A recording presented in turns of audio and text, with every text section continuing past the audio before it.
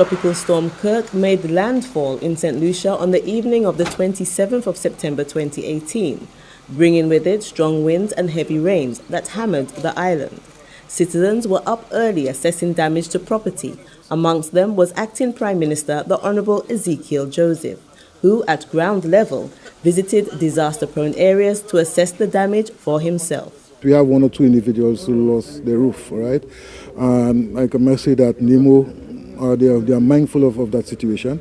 And what I was told by the director, they will see what they can do to at least provide some short-term housing to these individuals.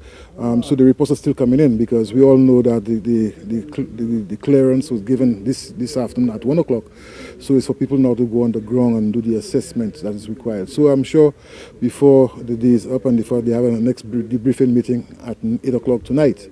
So by then, NEMO will be in a position to determine exactly the severity of the damages as far as infrastructure is concerned, and of course residential homes, and to be able to make an assessment as to how we can accommodate these individuals. But we're getting information coming in. As far as schools are concerned, the only report I received was that the Grizzly Secondary School, the music room was damaged. Generally, all the schools held during the storm. As far as roads and bridges, apart from falling branches, there isn't any severe concerns as far as this is concerned. The airport is another one. The airports will be reopened.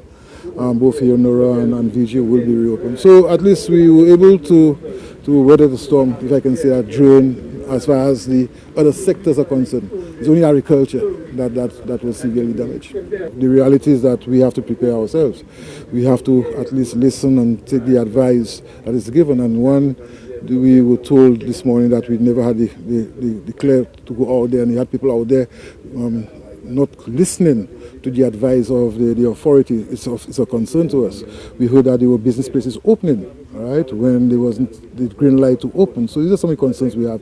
And I must say we have to review the act to make it a little bit stronger, because right now, based on information, the NEMO has no power to prevent somebody from opening. And if you give an advice and they go out and endanger other individuals, they'll call on government for support and they'll be blaming the government. And I think we have to be stronger in our advice, and people have to listen and to take due consideration as to the advice that is given to them. The storm is expected to weaken through Friday night. For the Government Information Service, I am Johnny Bisset Joseph reporting.